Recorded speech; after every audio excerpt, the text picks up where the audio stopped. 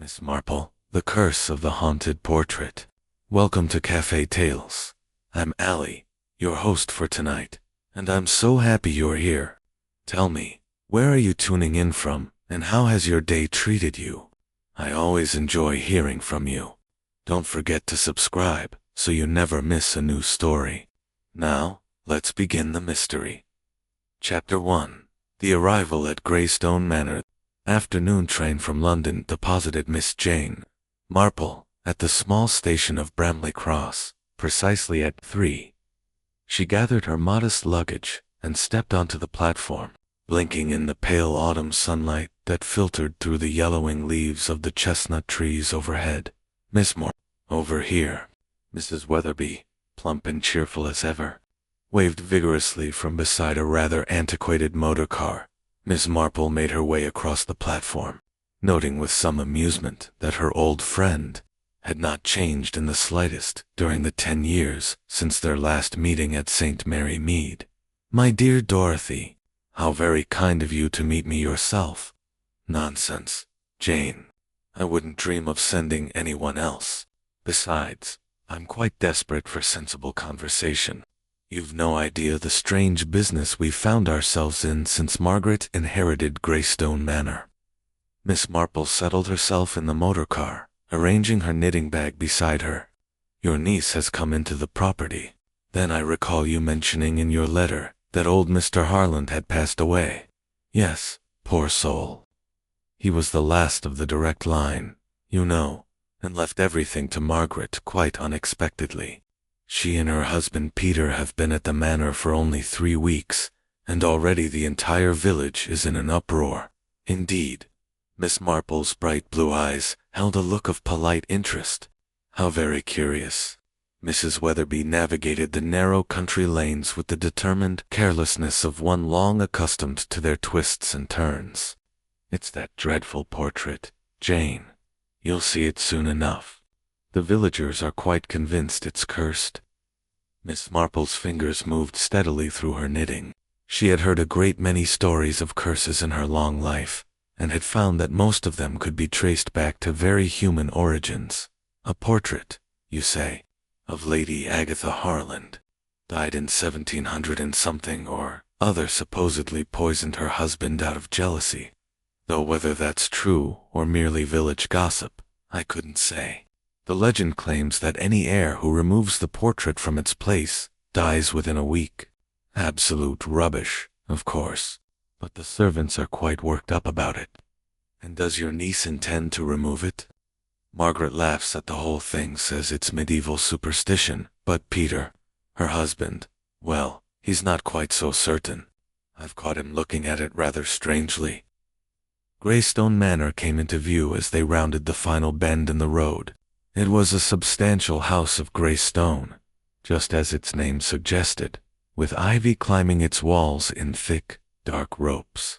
The afternoon sun cast long shadows across the overgrown gardens, and there was something about the place, Miss Marple thought, that spoke of secrets long kept and stories half forgotten. A young woman emerged from the front door as the motor car pulled up before the entrance. She was perhaps 30, with a pleasant open face and dark hair pulled back in a simple style. Her clothes were practical rather than fashionable, and she moved with the brisk efficiency of someone accustomed to managing a household.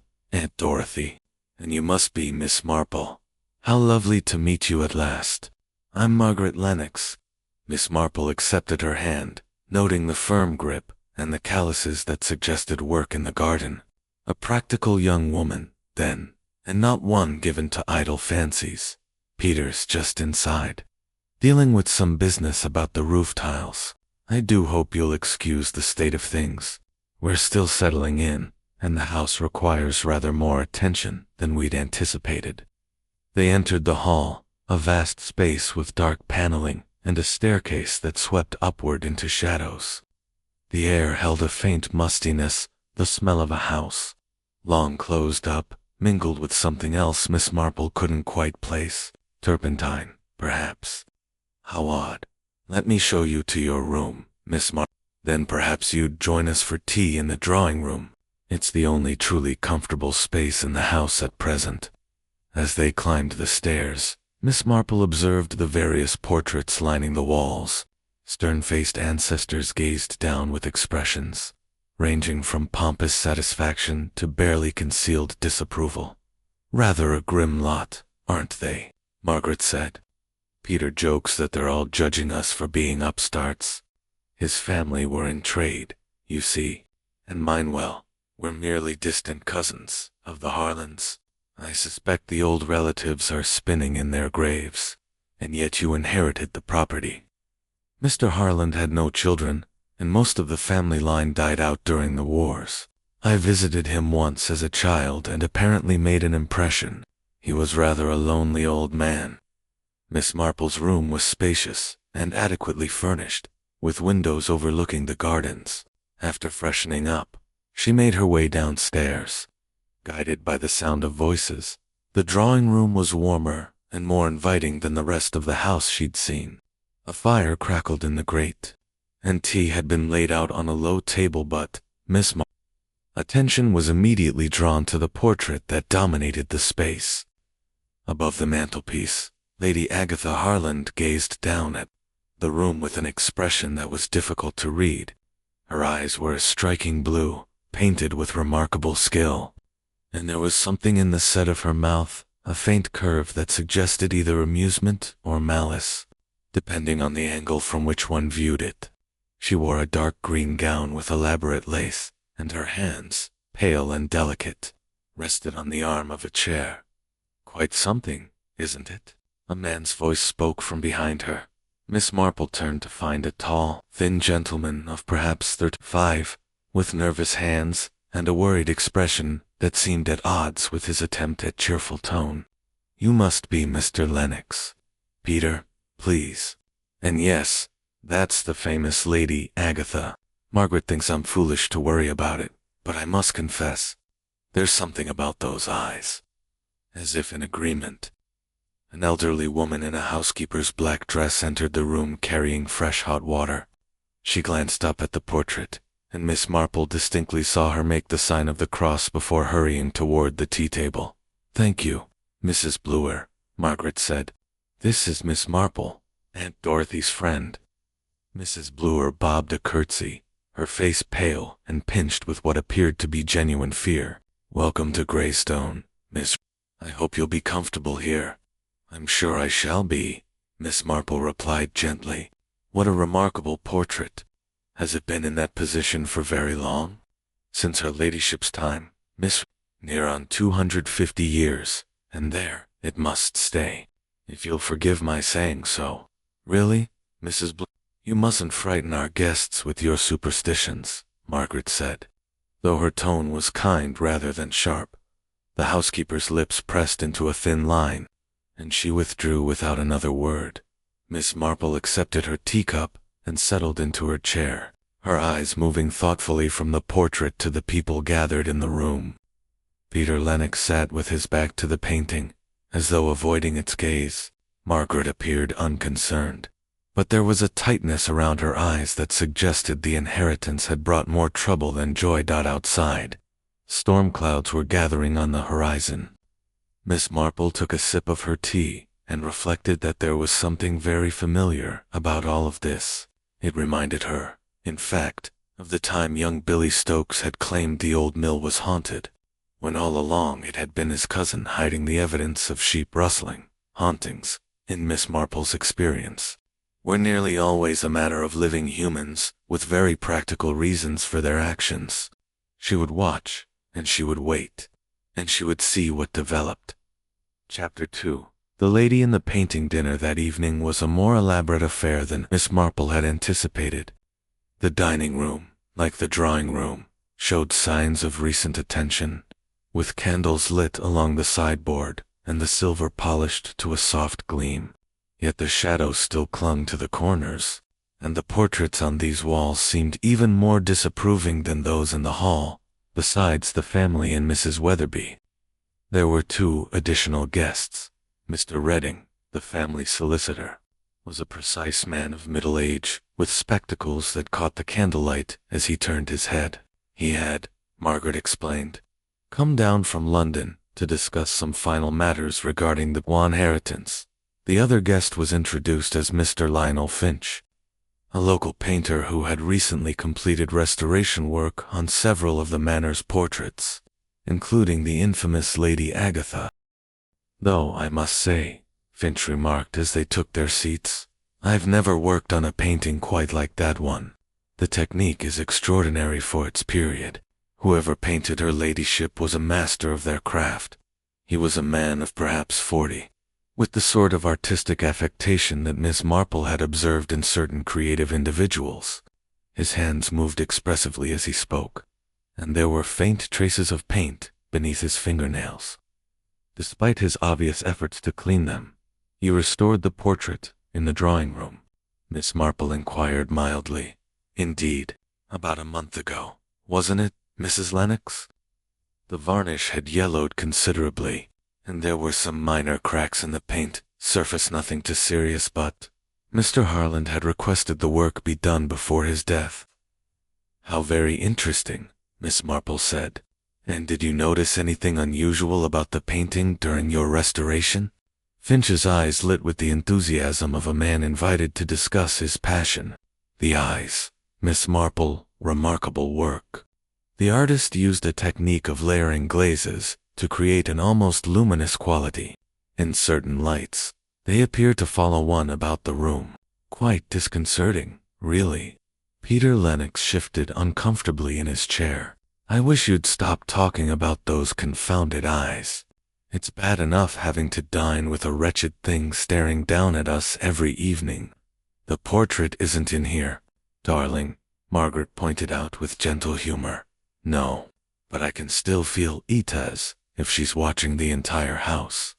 Mr. Reading cleared his throat. "If you'll forgive my saying so, Mr. Lennox, you might consider having the portrait moved to storage. There's no legal requirement that it remain in the drawing room." "Absolutely not." The vehemence in Peter's voice startled them all. He seemed to realize it himself and gave an embarrassed laugh. "That is to say, the terms of the inheritance were quite clear. The portrait stays where it is. Mr. Harland was most insistent on that point." Miss Marple observed this exchange with interest while appearing to focus on her soup. Mr. Reading's suggestion had been perfectly reasonable, yet Peter's reaction suggested something more than mere respect for the late owner's wishes. Fear, perhaps, or was it something else entirely? The conversation moved to safer topics as the meal progressed. Mrs. Weatherby inquired about village matters, and Margaret spoke of her plans for the gardens, yet Miss Marple noticed how Peter's gaze kept drifting toward the doorway, as if he expected someone or something to appear there. It was during the serving of the main course that the storm, which had been threatening all afternoon, finally broke. Rain lashed against the windows, and thunder rumbled in the distance. The candles flickered despite the lack of any obvious draft. "How atmospheric," Finch observed. "One can almost imagine Lady Agatha rising from her portrait on a night like this." "Mr. Finch, really?" Margaret protested, though she smiled. "You'll have the servants refusing to work after dark." "I fear they're halfway there already," Mrs. Weatherby said. "Mrs. Bloor was telling me the most extraordinary tales this afternoon. Footsteps in empty rooms, cold spots on the stairs, doors opening of their own accord." Miss Marple's needles clicked gently. She had brought her knitting to dinner, a breach of etiquette that her hostess had graciously overlooked. "Mrs. Bloor has been with the family for some time, I collect. Nearly 40 years, Margaret confirmed. She was devoted to Mr. Harland. I think she finds it difficult to accept new people in the house. Understandable. I'm sure, though, I did notice this afternoon that she seemed particularly concerned about the portrait remaining in its place." "She's quite adamant about that," Peter said. "Goes on about the curse at every opportunity. Claims that the last person who tried to move it died of a sudden heart attack." "And did they?" Miss Marple inquired. Mr. Reading adjusted his spectacles. "That would have been Mr. Harland's uncle back in 1927. He did indeed suffer a fatal cardiac episode, though whether it had anything to do with the portrait is, of course, a matter of speculation. He died the very day he'd ordered it taken down, Finch added helpfully. The servants had just removed it from the wall when they heard him cry out in his study. By the time they reached him, he was dead. A particularly violent clap of thunder punctuated this statement, and the lights flickered. For a moment, the dining room was plunged into near darkness, illuminated only by the candles and the occasional flash of lightning through the windows. When the electric light steadied again, Miss Marple noticed that Peter had gone quite pale. After dinner, the party returned to the drawing room. Miss Marple positioned herself in a chair that offered a clear view of both the portrait and the other occupants of the room. The storm continued its assault on the house, and the wind howled around the eaves with an almost human voice. It was during a particularly vivid flash of lightning that Miss Marple observed something curious. For just an instant, as the brilliant light illuminated the portrait, Lady Agatha's eyes seemed to glint with an unnatural quality, as if they reflected more light than the painted surface should have allowed. "Did you see that?" Peter half rose from his chair. "See what, darling?" Margaret asked. Her eyes, they glowed. "Nonsense, Peter. It was simply the lightning reflecting off the varnish." Mr. Finch leaned forward with interest. "Actually, there may be something to what Mr. Lennox observed. If the artist used certain pigments containing metallic compounds, they could indeed produce a reflective effect under the right conditions." But Miss Marple was not attending to Finch's technical explanation. She had noticed something else entirely. There was a smell in the room, faint but unmistakable. Turpentine, fresh turpentine, the kind used with oil paints. She glanced at Finch's hands, but they were clean, and he had been dining with them for the past 2 hours. The smell, she was certain, was coming from the direction of the portrait itself. How very curious indeed. Lady Agatha had been painted more than 2 centuries ago, and Mr. Finch claimed to have completed his restoration work a month earlier. Any turpentine from that work should have evaporated long since. Miss Marple said nothing, but her fingers moved a little more quickly through her knitting. She was reminded of the incident with the vicar's wife, who had claimed her silver was being stolen by spirits, when all along it had been her own nephew, visiting the house after midnight and helping himself to items he thought would not be missed. In Miss Marple's experience, when something appeared to be supernatural, it was nearly always worth looking for a very natural explanation indeed. Chapter 3. The warning from the housekeeper. Miss Marple woke early, as was her habit. The storm had passed in the night, leaving the morning air fresh and clean.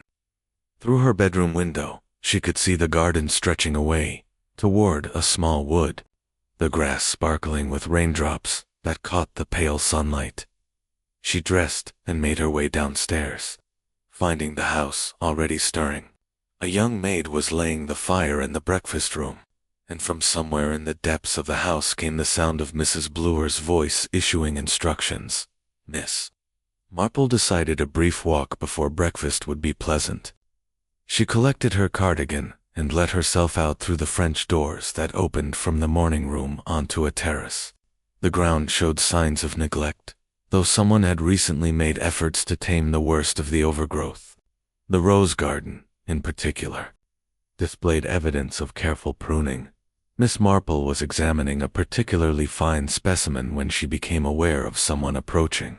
Mrs. Blewer emerged from a side path carrying a basket of cut flowers. She started when she saw Miss Marple, and her expression grew troubled. "Good morning, Mrs. Blewer. What lovely flowers." "Thank you, miss." The housekeeper hesitated, then seemed to come to a decision. "Miss Marple, might I have a word? In private, as it were." "Of course." Mrs. Blewer glanced back at the house as if to ensure they were not observed. When she spoke, her voice was low and urgent. "I hope you won't think me foolish, miss, but I feel I must warn you. The curse has already begun." Miss Marple's expression remained pleasantly attentive. Indeed? In what way? Last night, after everyone had retired, I heard voices from the drawing room. I thought perhaps Mrs. Lennox had forgotten something, so I went to investigate. She paused, her hands tightening on the basket handle. When I reached the door, I heard Mr. Lennox inside, arguing with someone. His voice was quite raised angry-like. But when I knocked and entered, he was alone. How very strange.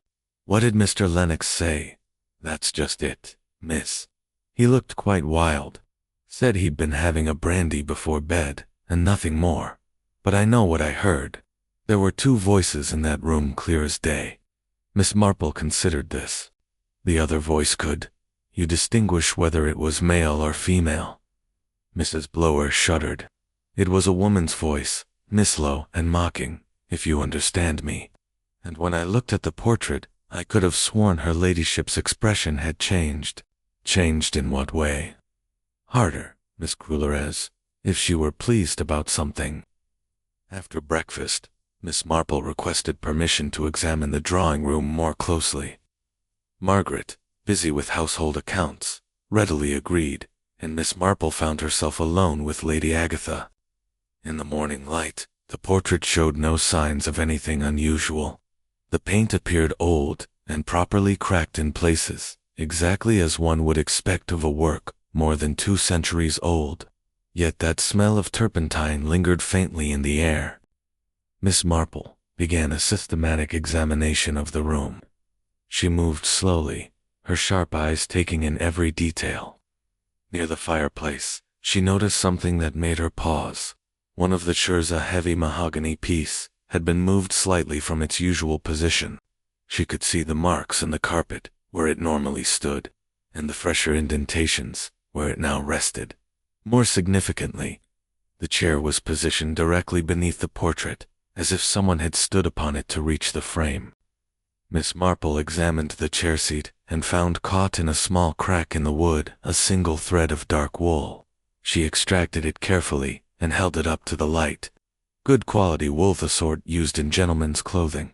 Turning her attention to the floor beneath the portrait, she knelt with some difficulty and peered at the Persian rug. There, almost invisible against the dark pattern, was a tiny fleck of something that gleamed wetly in the morning light. She touched it with her fingertip and brought it close to examine. Paint, fresh paint, still slightly tacky, despite the hours that had passed. Miss Marple sat back in her chair and regarded Lady Agatha with renewed interest. The portrait gazed back with that enigmatic expression, neither quite smiling nor quite stern. Ghosts, Miss Marple reflected, rarely required the use of artists' oils, and they certainly did not move furniture or leave threads from their clothing behind. She was still contemplating this when the door opened and Peter Lennox entered. He started when he saw her, and his face flushed with what might have been embarrassment, or perhaps something stronger. Miss Marple, I didn't realize anyone was in here. I do apologize for intruding. Mr. Lennox, I was admiring the portrait. Such remarkable work. Peter's gaze flickered to Lady Agatha, then quickly away. Yes, well, if you'll excuse me, I was just looking for Margaret. She's in the morning room, I believe. Mr. Lennox, if I might ask, did you happen to come down to this room last night after dinner? The color in his face deepened. Yes, I did. Couldn't sleep, you understand. Thought a brandy might help, of course. And you were quite alone. Perfectly alone, Miss Marple. Why do you ask? Mrs. Blower mentioned hearing voices. I thought perhaps one of the other guests had joined you. Peter's hands clenched at his sides. Mrs. Blower hears altogether too many things. She's obsessed with that ridiculous curse. If she had her way, we'd all be living in terror of a painting. You don't believe in the curse, then? I know. Of course not. It's medieval superstition, as Margaret says. But his voice lacked conviction, and his eyes strayed once more to the portrait before he turned abruptly and left the room. Miss Marple remained in her chair, her knitting needles moving in their steady rhythm. She was thinking of young Tommy Pierce, who had claimed his bicycle was haunted when in fact he had sold it to pay. his gambling debts, and needed an excuse for its absence. People, she had learned long ago, often created supernatural explanations to hide very earthly secrets. The question was, what secret Mr. Peter Lennox was attempting to conceal, and whether it had anything to do with the fresh paint beneath Lady Agatha's watchful eyes. Outside the window, a crow settled on the terrace balustrade and fixed her with its bright black eye. Miss Marple watched it thoughtfully, then returned her attention to her knitting. She would need to speak with Mr. Finch again. There were questions about his restoration work that required answers, and she would very much like to know why someone had been touching up a portrait that was supposedly completed a month ago. Chapter 4. Shadows. After supper the day passed with the quiet routine of a country house. Margaret showed Miss Marple through the gardens, pointing out which sections she hoped to restore first. Mrs. Weatherby spent the afternoon writing letters in the morning room. Peter, claiming business in the village, departed after lunch and did not return until late in the afternoon. His mood had noticeably improved. Miss Marple used the time to observe the household. She watched as Mrs. Bloor went about her duties, with the tight-lipped efficiency of one who had managed the house for decades. The younger maid, a girl named Elsie, crossed herself each time she passed the drawing-room door. The gardener, an elderly man who came in daily, refused to enter the house at all, taking his tea on the back steps, regardless of the weather. By evening, the tension that had seemed to permeate the house had eased somewhat. Margaret announced that she had invited Mr. Reading and Mr. Finch to dine again, as there were papers to be signed regarding the final transfer of certain properties. "I do hope you don't mind, Miss Marple," she said. "It seems sensible to combine the business with a proper celebration of the inheritance. We've been so caught up in the practical matters that we've hardly taken time to appreciate our good fortune." "Not at all, my dear. How very sensible." Dinner that evening was a more cheerful affair than the previous night's meal. The storm had cleared the air, and the dining room, with all its candles lit and the curtains drawn against the darkness, seemed almost welcoming. Even the ancestral portraits appeared less forbidding. Mr. Reading arrived promptly at 7, his leather case tucked under his arm. Mr. Finch appeared shortly after, dressed in what was clearly his best suit, though he still managed to convey that artistic dishevelment that seemed natural to him. "I've brought something rather special," Finch announced, producing a bottle from his coat. "A local wine made by the vicar's brother. Quite surprisingly good, actually." Peter examined the bottle with interest.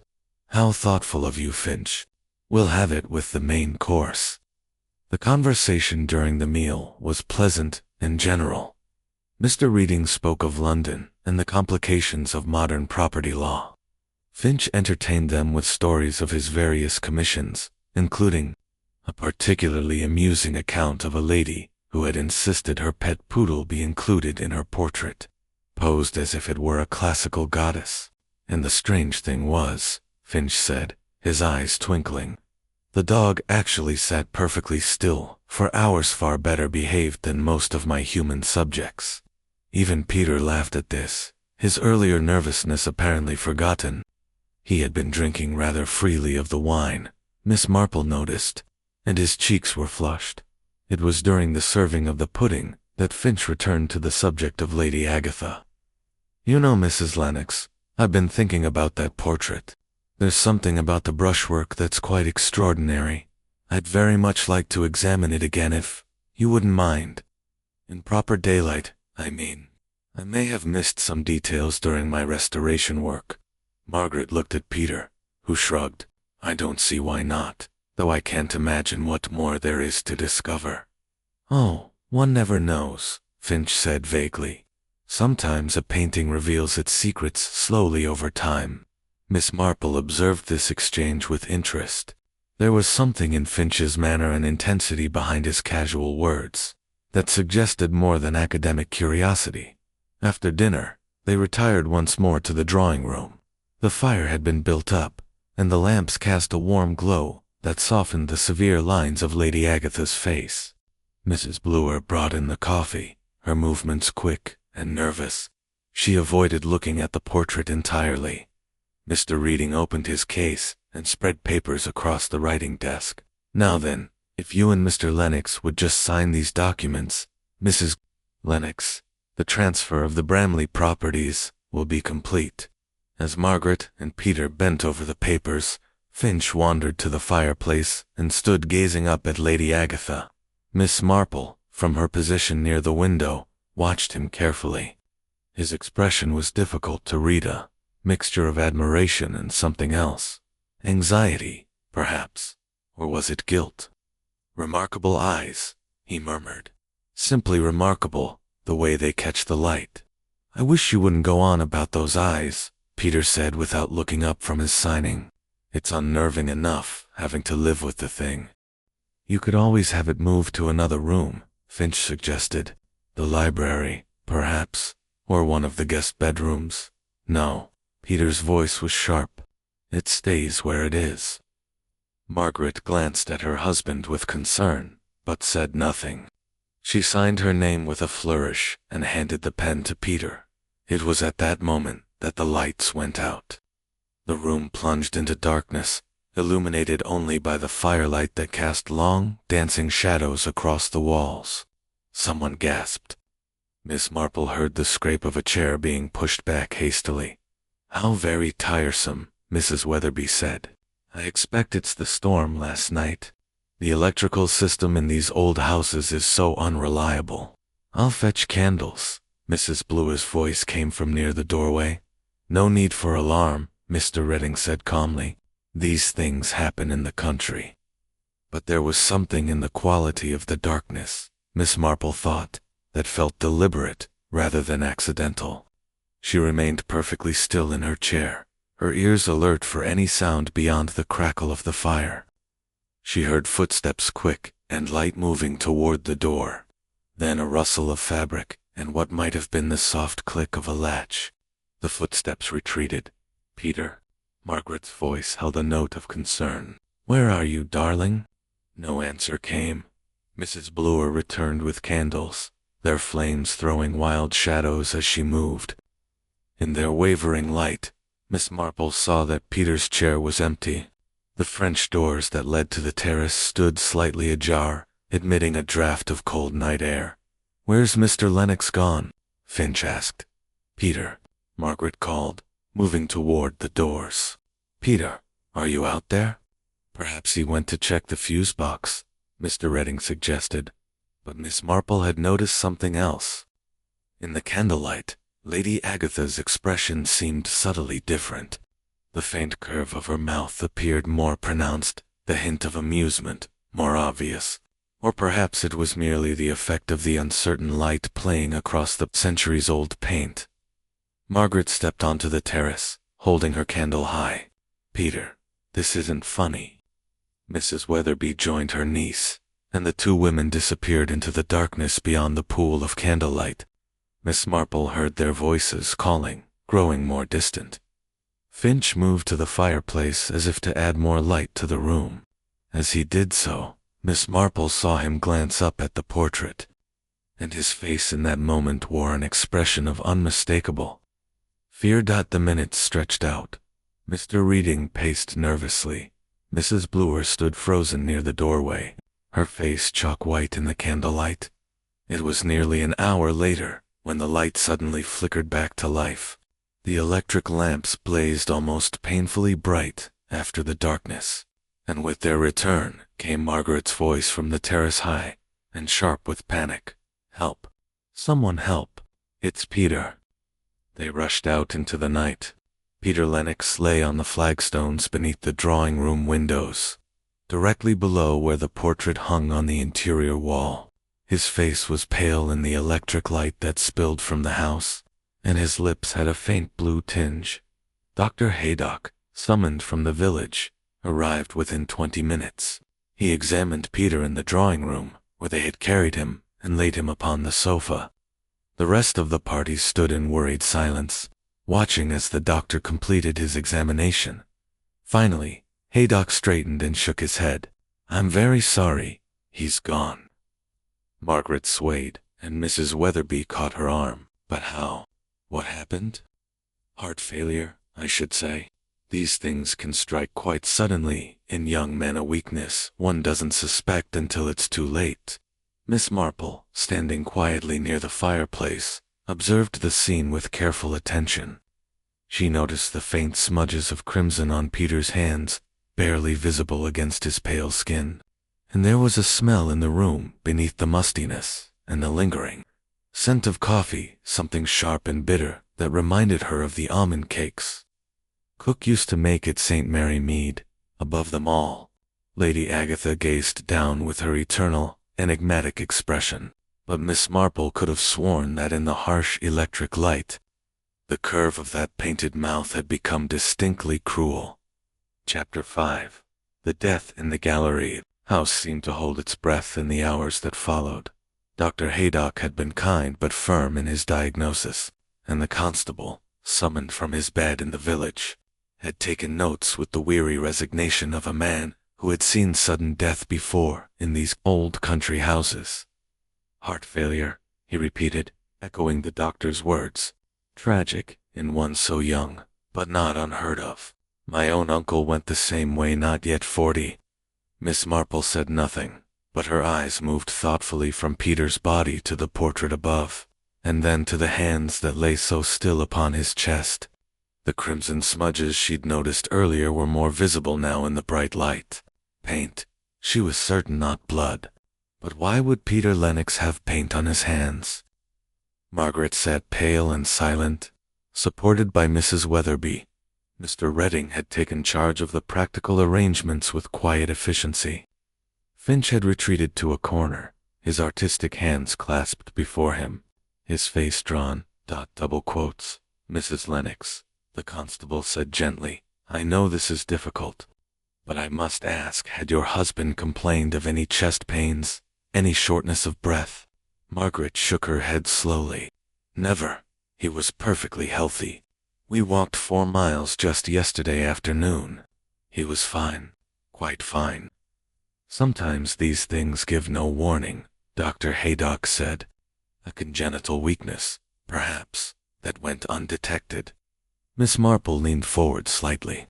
Dr. Haydock, forgive me, but I noticed a peculiar odor rather like almonds. The doctor frowned. Almonds. I can't say I noticed anything of the sort. Perhaps I was mistaken. My sense of smell is not what it once was. But she had not been mistaken, and she knew it.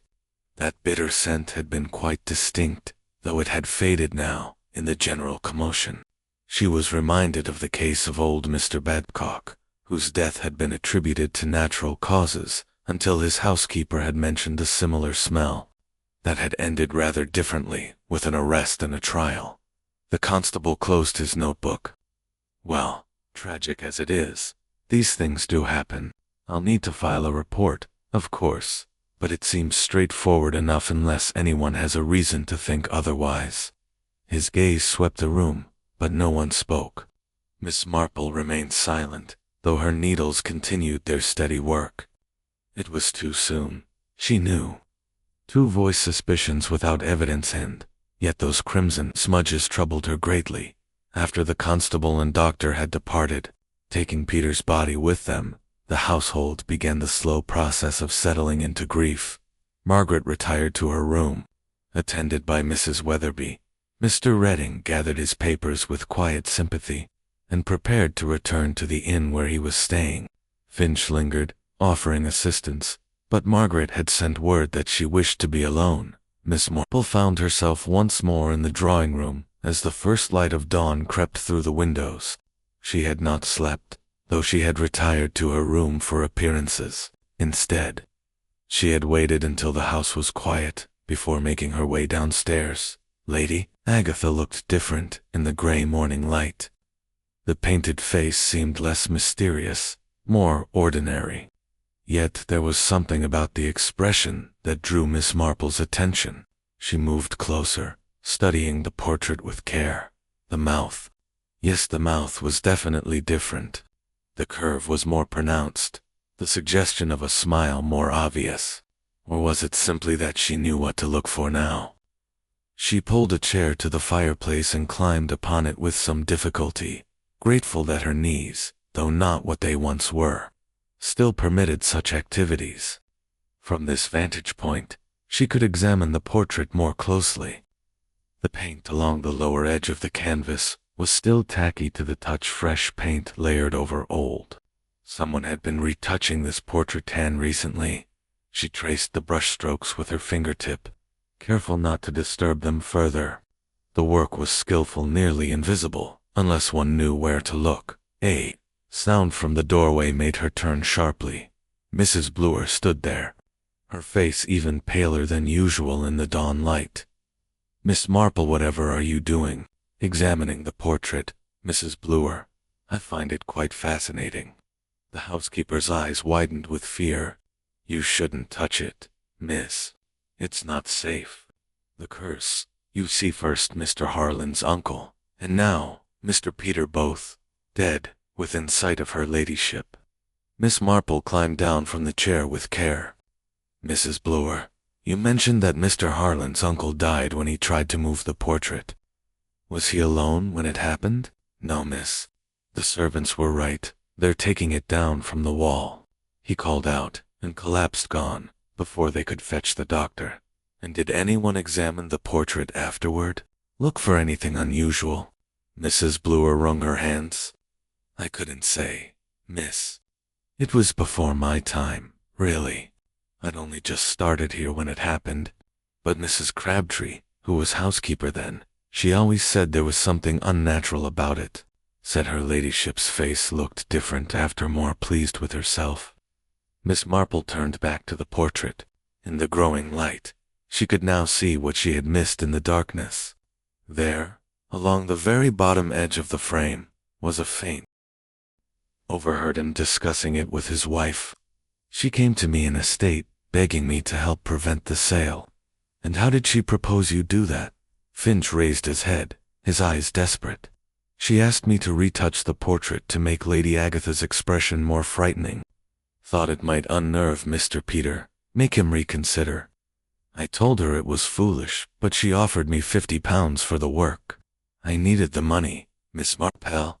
My creditors were pressing in. I thought, well, what harm could it do? But the paint you used, Mr. Finch, what was in it?"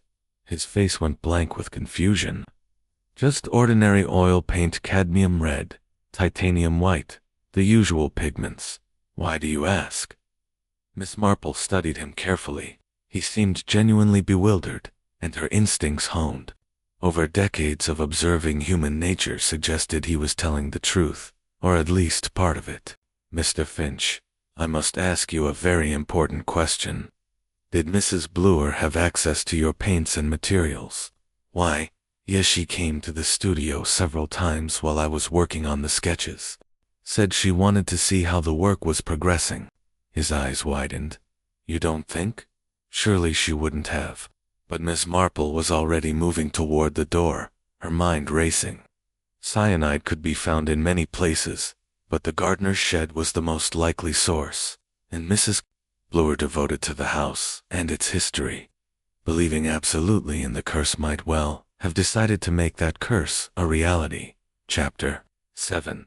The Secret Will. Miss Marple returned to Greystone Manor to find the household in a state of quiet confusion. Mr. Redding had arrived from London with unexpected news, and Margaret had summoned everyone to the drawing-room. The solicitor stood by the fireplace, his leather case open on the table beside him.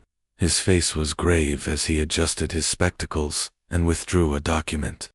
"Mrs. Lennox, I am afraid there is a complication regarding your late husband's estate. 3 days ago, Mr. Lennox visited my chambers in London and executed a new will."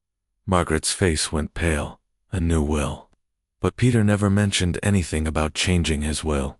"Nevertheless, the document is properly witnessed and entirely legal." Mr. Reading's voice was gentle but firm. "I would have informed you sooner, but given the tragic circumstances, I thought it best to wait until this morning." "What does it say?" Mrs. Weatherby asked, moving protectively closer to her niece. Mr. Reading cleared his throat. "The new will disinherits Mrs. Lennox entirely.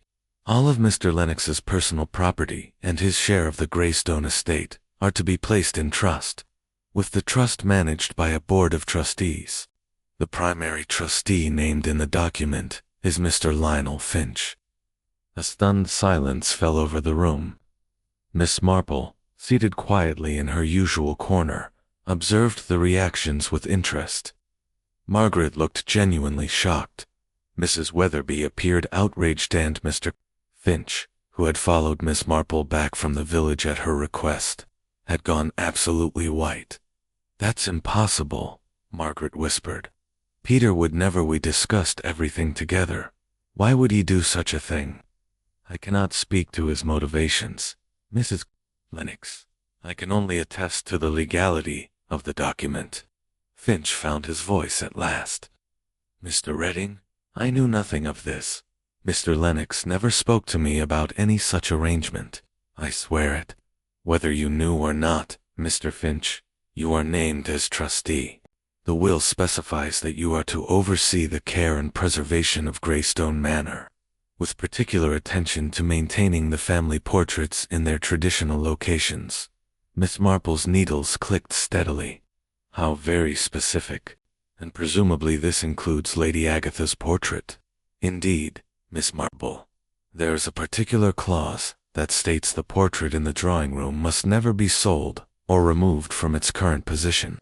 Peter wanted to sell it," Margaret said slowly. "We argued about it just last week. He said we needed the money, that the manor was costing us far more than we'd anticipated. But I never dreamed he would change his will over it." Mrs. Weatherby's expression had turned shrewd. "This is very convenient for someone, isn't it? Peter dies just after signing a will that puts everything in trust, managed by the very man who was working on the portrait he wanted to sell. I had nothing to do with Peter's death," Finch cried. "I didn't even know about the will." Miss Marple set down her knitting. "Mr. Redding, when exactly did Mr. Lennox execute this new will?" "4 days ago, in my London office." "And did he seem well at the time? In good health and spirits?" "Perfectly well, Miss Marple. A bit agitated, perhaps, but nothing to suggest any immediate danger to his health." "Did he mention why he was making these changes?" Mr. Redding hesitated. "He said he had come to believe that certain properties should be preserved for future generations, regardless of immediate financial pressures. He seemed quite determined about it." Miss Marple absorbed this thoughtfully. 4 days ago, Peter had been determined to preserve the portrait, and Mrs. Bloor had told her that Peter wanted to sell it. One of them was lying, or perhaps both had misunderstood the situation. "Mr. Finch," she said quietly, "you mentioned that Mr. Peter spoke to you about selling the portrait. When was that conversation?" Finch ran a hand through his hair. "About a week ago. He came to my studio, asked me to give him an estimate of its value, said he had a buyer interested in, American collector." "And what did you tell him?" "That Lady Agatha was worth several thousand, possibly more, to the right buyer. The technique, the provenance, the age all contribute to its value. But I also told him it would be a shame to sell it out of the family." "And how did he respond?" "He seemed quite set on the idea. Said the money was desperately needed, that the roof repairs alone would cost more than they had available." Margaret nodded reluctantly. "That's true. The estimates we received were staggering. Peter was quite worried about it." Miss Marple considered this puzzle. A man determined to sell a valuable portrait suddenly executes a will, ensuring it could never be sold. What had changed his mind so completely in the space of 3 days? "Mrs. Lennox," she said gently, "did your husband seem different in any way during those final days? Worried, perhaps, or frightened?" Margaret's eyes filled with tears. "He was terribly nervous. Barely slept the last 2 nights. He kept going to the drawing room after everyone had retired. Said he needed to think, and he was drinking more than usual, which wasn't like him at all." "Did he mention receiving any threats or warnings?" "Not threats exactly, but Mrs. Bloor kept telling him terrible stories about the curse, about Mr. Harlan's uncle dying, about other incidents over the years." Peter laughed it off at first. but I think it began to prey on his mind. Miss Marple turned to the housekeeper, who had been standing silently by the door. "Mrs. Bleward, did you speak to Mr. Lennox about the curse?" The elderly woman's face was troubled. "I only wanted to warn him, miss, to make him understand that some things are not meant to be disturbed. Her ladyship protects this house, and those who go against her wishes suffer for it. And you truly believe that?" "I've seen it with my own eyes, miss." Mr. Harlan's uncle struck down the moment he tried to move the portrait. And now Mr. Peter dead beneath her gaze. "The curse is real, Miss Marple. As real as you and me." Miss Marple's expression was thoughtful. "Mrs. Bleward, would you say that you would do anything to protect this house and its traditions?" "Of course, miss. I've devoted my life to Greystone Manor, even if it meant frightening someone, making them believe in a curse that might not exist." The housekeeper's lips pressed into a thin line. "The curse does exist. I don't need to make anyone believe what's true." But Miss Marple had seen the flicker in her eyes, the momentary uncertainty. Mrs. Bleward believed in the curse. Certainly, but she had also taken steps to reinforce that belief. The question now was, how far had she been willing to go? Chapter 8. The studio door. After the shocking revelation of the will, the gathering dispersed in troubled silence. Margaret retreated to her room, supported by Mrs. Weatherby. Mr. Reading departed for London, promising to return for the inquest. Finch, pale and shaken, remained in the hall, seemingly uncertain what to do. Miss Marple found him there 20 minutes later, staring at nothing in particular. "Mr. Finch, I wonder if you would permit me to visit your studio again. There are some details I should like to examine more carefully." He looked at her with dull eyes. "I suppose so, though. I can't imagine what more you hope to find. Everyone will think I had something to do with Peter's death now, with this business about the will. On the contrary, Mr. Finch, I think the will may prove your innocence rather than your guilt, but I must see your studio again to be certain." They drove to the village in silence.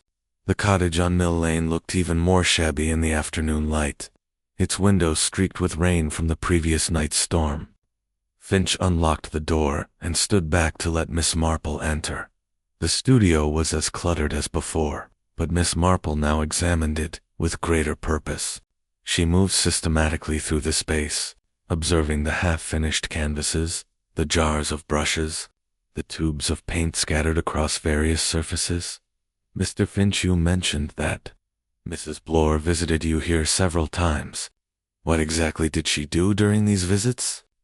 "She watched me work on the sketches of Lady Agatha, asked questions about technique, about how I mixed my colors. I thought she was simply interested in the process." "And your paints, your materials, were they accessible to her?" "Everything here is accessible, Miss Marple. I'm not a tidy worker, I'm afraid. She could have touched anything while I was occupied with my work." Miss Marple moved to the workbench, where she had seen the letter from Mrs. Bleward. She picked it up and read it carefully. The handwriting was old-fashioned, but clear, thanking Finch for his help in preserving the portrait and expressing hope that Lady Agatha would continue to protect the house, as she always had. "Mr. Finch, this letter suggests Mrs. Bleward felt quite strongly about maintaining the portrait. Would you say she was obsessed with it?" Finch considered this. "Obsessed, perhaps. She certainly spoke of it, constantly told me stories about Lady Agatha, about the curse, about how the portrait had watched over the house for centuries. I thought it rather charming at first, the devotion of an old retainer, but after a while it became rather unsettling." "In what way?" "She seemed to believe Lady Agatha was actually present somehow, that the portrait contained her spirit. She would speak to it sometimes when she thought no one was listening." Miss Marple filed this information carefully. Religious mania, or superstitious obsession, could drive people to extraordinary acts, particularly when they believe they are serving a higher purpose. She turned her attention to a large cupboard against the wall. "Mr. Finch, what do you keep in here?" "Supplies, mostly. Canvas, frames, varnishes." "Why do you ask?" May I look inside? He shrugged and opened the cupboard door.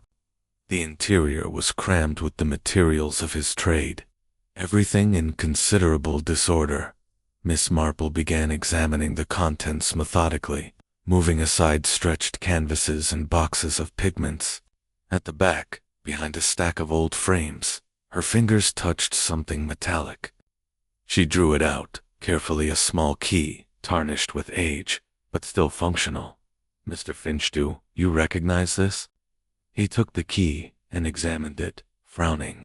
"It looks like one of the old keys from Greystone. Where did you find it?" "In your cupboard, hidden behind the frames. Do you know what it opens?" "I haven't the faintest idea. I've never seen it before." Miss Marple took the key back and studied it thoughtfully. The design was distinctive, the sort of ornate key that belonged to an older era key to a room at Greystone, hidden in Finch's studio. But had he hidden it there, or had someone else?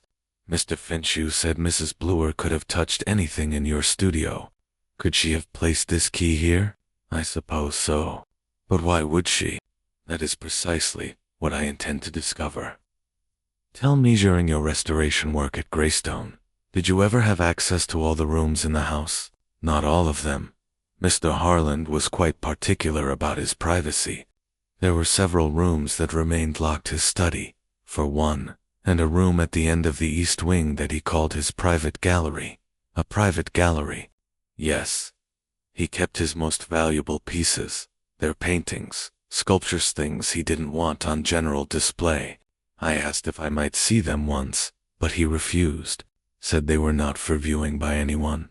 Miss Marple's interest sharpened. "And you never saw inside this room?" "Never, though I must admit I was curious. An artist always wants to see great works, and Mr. Harland hinted that he had some remarkable pieces in his collection." Miss Marple held up the key. "I think, Mr. Finch, that we should return to Greystone immediately. I have a theory about what this key might open, and, if I'm correct, it may shed considerable light on recent events." They drove back to the manor in growing anticipation. Miss Marple's mind was working rapidly, connecting the various pieces of information she had gathered. A locked room, a hidden key, a portrait that someone desperately wanted to preserve, and a death that seemed natural but carried hints of something more sinister at Greystone. They found Margaret in the drawing room, red-eyed but composed. Mrs. Weatherby sat beside her, holding her hand. "Miss Marple, Mr. Finch, has something happened?" "Mrs. Lennox, I wonder if you might show me to the east wing. There is a room there I should very much like to see." Margaret looked puzzled. "The east wing? But most of those rooms are locked. Mr. Harland kept them closed. I haven't even been through them myself yet. I believe I may have a key that will open at least one of them." They made their way through the house, passing through corridors that grew progressively darker and mustier. At the end of the east wing, they found a door of dark oak, its panels carved with intricate designs. Miss Marple tried the key in the lock. It turned smoothly. The door swung open to reveal a long, narrow room lit by high windows. The walls were covered with paintings, dozens of them, all carefully hung and preserved. But it was not the paintings that caught Miss Marple's attention. It was the empty frame, in the center of the far wall, a frame that exactly matched the size and style of the one that held Lady Agatha's portrait. Beside the frame, on a small table, lay an artist's palette and several brushes, still stiff with dried paint, and propped against the wall beneath. The empty frame was a canvas facing inward. Miss Marple walked over and carefully turned it around. It was Lady Agatha, but not the Lady Agatha that hung in the drawing room. This portrait showed the same woman, in the same pose, wearing the same dress, but the face was different, softer, kinder. The eyes held warmth rather than menace, and the mouth curved in a genuine smile. In the corner, clearly visible now that she knew to look for it, was a signature. "Lionel Finch." Good heavens! Mrs. Weatherby breathed. "There are two portraits." Miss Marple nodded slowly. "Indeed, there aren't, I think, Mr. Finch. You have some explaining to do." Chapter 9. The Artist's Confession. The revelation of the second portrait hung in the air, like a physical presence. Margaret stared at the canvas in bewilderment, while Mrs. Weatherby's expression had shifted from shock to something approaching understanding. Finch's face had gone ashen. He sank onto a dusty chair, his head in his hands. I knew this would come out eventually. I've been living in terror of it for years. Miss Marple set down her knitting bag and regarded him with her penetrating gaze. Mr. Finch, I think it would be best if you told us everything, the truth, this time, if you please. The artist raised his head, and there was a look of profound relief in his eyes, as if he had been carrying a burden too heavy to bear alone. Very well, though, I warn you. It's not a pleasant story. He gestured to the portrait. That is my work, a copy I made 5 years ago, when I first came to the village. Mr. Harland commissioned it himself. But why? Margaret asked. Why would he need a copy of a family portrait? Because the original was deteriorating badly. The canvas was rotting, the paint flaking away. Mr. Harland was desperate to preserve it, but he couldn't afford proper restoration, so he hired me to create a perfect copy, one that could hang in the drawing room while he kept what remained of the original safe in here. Miss Marple nodded slowly. And you switched them? Yes, 6 months after I completed the copy, we made the exchange. It was done late at night, very quietly. Only Mr. Harland and I knew. He swore me to secrecy. Said he couldn't bear for people to know that the portrait in the drawing room wasn't the genuine article, and the original.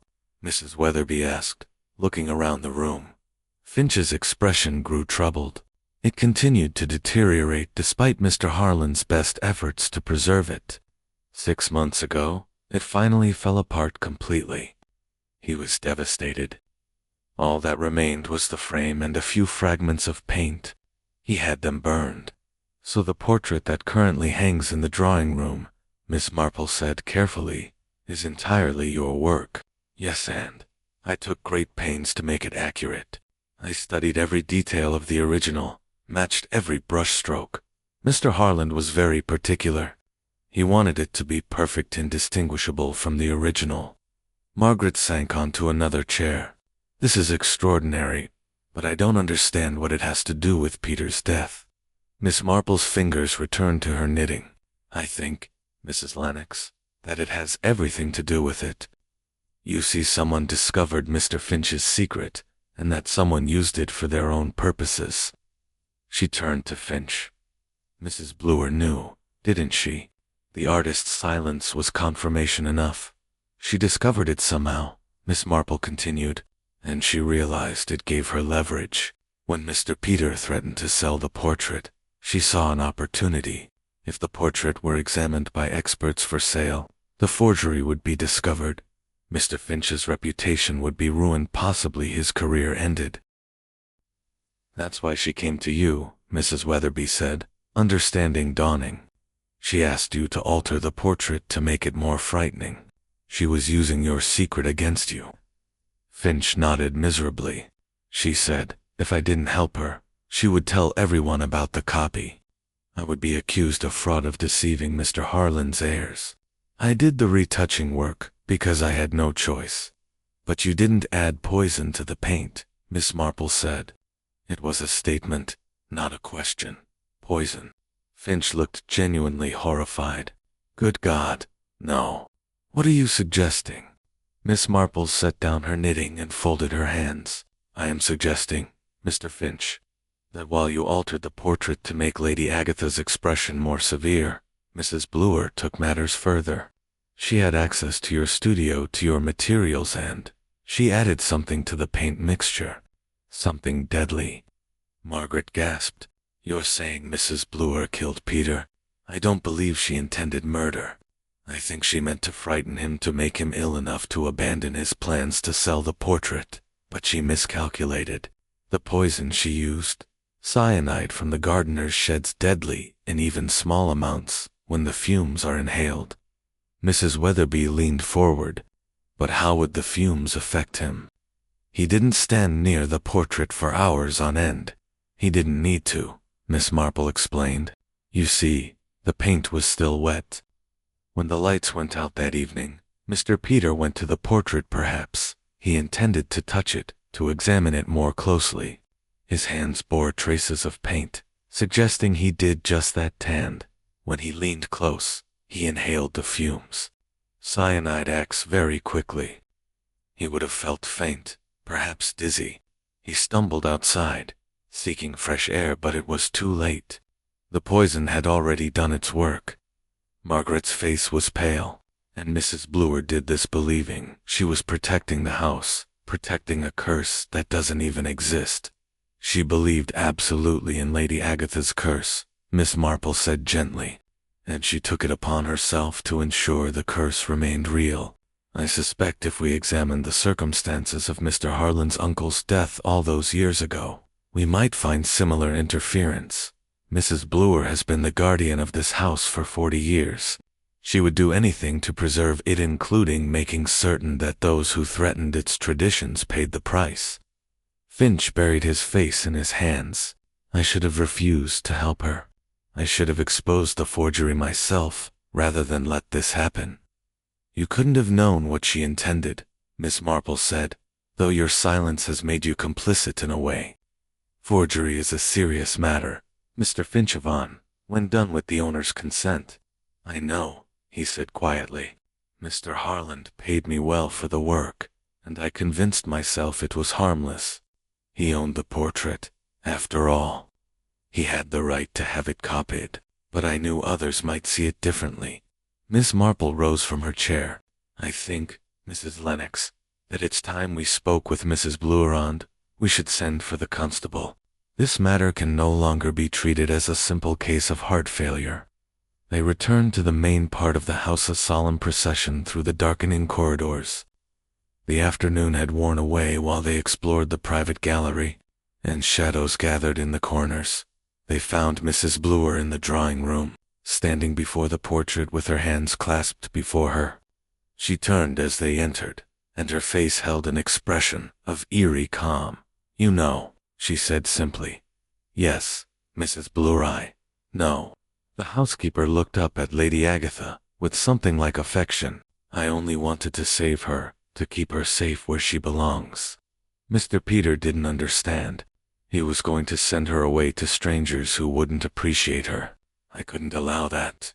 You mixed poison with the fresh paint, Miss Marple said quietly, only to frighten him, to make him see that the curse was real, that he mustn't disturb her. Mrs. Bloor's voice broke. I never meant for him to die. I only wanted to teach him a lesson, to show him that some things are sacred. But when I heard he'd collapsed, when I saw him lying there, I knew what I'd done. Tears began to stream down her weathered face. I've devoted my entire life to this house, to preserving its history, and now I've taken a life instead of protecting one. Lady Agatha would never forgive me. I've failed her. Chapter 10. The curse broken. The constable arrived within the hour, summoned by a telephone call that Margaret made with trembling hands. Mrs. Bloor sat quietly in the drawing room, her confession recorded in Miss Marple's neat handwriting. She had signed it without protest, her face showing not defiance, but a terrible, resigned sorrow. I never thought of myself as a wicked person, she said to Miss Marple, as they waited. All my life I've tried to do what was right, to serve this house faithfully, to honor its traditions. How did it come to this? Miss Marple regarded her with sympathy tinged with sadness. You allowed your devotion to become obsession, Mrs. Bloor, and obsession, however well-intentioned, can lead us down very dark paths indeed. I've seen it before in people who convince themselves that their cause justifies any means. But the curse was real, Mrs. Bloor insisted, though her voice lacked conviction. Mr. Harlan's uncle died the very day he tried to move the portrait. How do you explain that? I suspect, Mrs. Bloor, that if we were to investigate thoroughly, we might find you had some hand in that as well. Perhaps not directly, but you were young then, newly employed, already devoted to the house and its legends. A word here, a suggestion. There's something to agitate a man with a weak heart. Mrs. Bloor's silence was damning. The inquest that followed was swift and thorough. Dr. Haydock, when informed of the circumstances, examined the paint samples Miss Marple had collected and confirmed the presence of cyanide. The constable's investigation uncovered a tin of cyanide-based rat poison in the gardener's shed recently opened and traces of the same substance in Mrs. Blewer's room, where she had mixed it with paint thinner before adding it to Finch's materials. The verdict was manslaughter rather than murder. The magistrate, an elderly man who had known Mrs. Blewer for many years, accepted that she had not intended to kill, but had acted out of misguided devotion to preserve what she believed was sacred. She was taken away quietly, weeping not for herself, but for the house she would never see again. Finch's role in the affair was handled more delicately. Mr. Reading, after consultation with Margaret, determined that since Mr. Harland himself had commissioned the copy and no fraud had been intended toward any purchaser, no criminal charges would be filed. However, Finch agreed to donate his fee from that original commission to charity and to publicly acknowledge his copy, removing any possibility of future deception. I'm relieved. In a way, he admitted to Miss Marple before he departed Greystone for the last time. Living with that secret has been a burden. At least now I can work with a clear conscience. The matter of Peter's will proved more complex. Mr. Reading discovered upon further investigation that Peter had not simply decided to preserve the portrait. He had learned of the forgery. I found correspondence in his London papers, Reading explained to the family. He had contacted an art expert about the portrait's value. The expert, open seeing photographs, noticed certain inconsistencies with documented descriptions of the original. He suggested the portrait might not be authentic and recommended a thorough examination. Margaret pressed her handkerchief to her eyes. So Peter changed his will to prevent me from selling what he had discovered was a fake. He was trying to protect me from embarrassment and, likely from legal complications. Reading added, if you had sold it as an original, there could have been serious consequences. The new will was his way of ensuring the portrait stayed at Greystone, where its provenance wouldn't be questioned. He died trying to protect me, Margaret whispered, and I never knew. After the inquest concluded, Margaret made the decision to donate the portrait to the village museum. The curator, scholarly man with a passion for local history, accepted it gratefully, with full knowledge of its true nature. It's still a remarkable work, he assured Margaret. Mr. Finch's skill is undeniable, and the story behind it, the tragedy, and the obsession that makes it valuable in its own way. History isn't always about authenticity. Sometimes it's about the human stories we weave around objects. The day the portrait was removed from Greystone Manor, Miss Marple stood with Margaret in the drawing room, watching as the workmen carefully lifted it from its place above the fireplace. Lady Agatha's enigmatic expression seemed less threatening, no more simply said as, if she, too, were weary of the deceptions carried out in her name. Will you stay at Greystone? Miss Marple asked Margaret as the portrait disappeared through the doorway. I think so. Not forever, perhaps, but for a while. Peter loved this house despite everything. I'd like to make it into something good, something that honors his memory without being weighed down by superstition and fear. A wise decision. Houses are only as haunted as we allow them to be. When the portrait had been loaded into the museum's van and driven away, Margaret invited Miss Marple to walk through the gardens. The afternoon was clear and bright, with autumn sunshine warming the old stone walls. Miss Marple, may I ask you something? When did you first suspect it wasn't the curse? Miss Marple smiled. Almost immediately, my dear.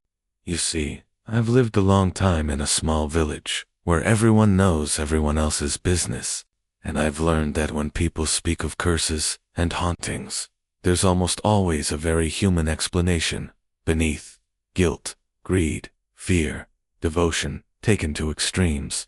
These are the real ghosts that haunt us. But how did you know to look for the poison? The smell of almonds, which suggested cyanide, the fresh paint on a supposedly old portrait, the timing, of everything, and most tellingly, Mrs. Bluer's absolute conviction that the curse must be real. People who believe such things completely are often the ones most likely to make them come true. They paused by the rose garden, where Margaret had been working to restore order to the neglected beds. The late roses still bloomed, their scent sweet in the air. "It reminds me," Miss Marple continued, "of a case in my village many years ago. The church bell tower was said to be haunted by among strange sounds at night, shadows moving in the belfry. It turned out to be the vicar's son conducting an illicit romance with a girl from the next village. He used the ghost story to keep people away while he met her there. Not murder, of course, but the principle was the same. We create our own hauntings." Margaret managed a small smile. "I suppose we do. Thank you, Miss Marple, for everything, for seeing what others missed, for finding the truth. My dear eyes simply paid attention. It's remarkable what one can observe when one takes the time to look properly." As Miss Marple prepared to depart Greystone the following day, she took one last look at the drawing room. The wall above the fireplace was bare, now lighter than the surrounding paneling, a ghostly rectangle where Lady Agatha had hung for so many years. The room seemed brighter, somehow less oppressive. Sunlight streamed through the windows, touching the furniture with gold. Outside, she could hear Margaret giving instructions to the gardener about pruning the fruit trees. Mrs. Weatherby joined her in the doorway. "You know, Jane, when I invited you here, I never imagined it would lead to all this. Life rarely goes as we imagine, Dorothy, but I think, in the end, truth is always preferable to comfortable deception. No matter how painful the revelation, even when the truth includes murder. Especially then. That poor woman, Mrs. Bluer, was trapped by her own beliefs. Perhaps if someone had questioned the curse years ago, none of this would have happened." They stood in companionable silence, two elderly women who had seen much of life and understood its complications. "Do you believe Margaret will be happy here?" Mrs. Weatherby asked. Miss Marple considered the question. "I believe she will be at peace, and sometimes that's more valuable than happiness. The house is free, now free of deception and obsession. What she makes of it is up to her." As the motor car carried Miss Marple away from Greystone Manor, she looked back one final time. The house stood solid and ordinary in the afternoon light, its windows reflecting nothing more sinister than clouds and sky. No curse had ever haunted it, she reflected. Only the living haunted by their own greed, their own fears, their own desperate need to believe in something greater than themselves. The curse, if it had ever existed, was broken down by exorcism or ritual, but by the simple application of reason and the patient unraveling of human deception, and that, Miss Marple thought with satisfaction, was exactly as it should be.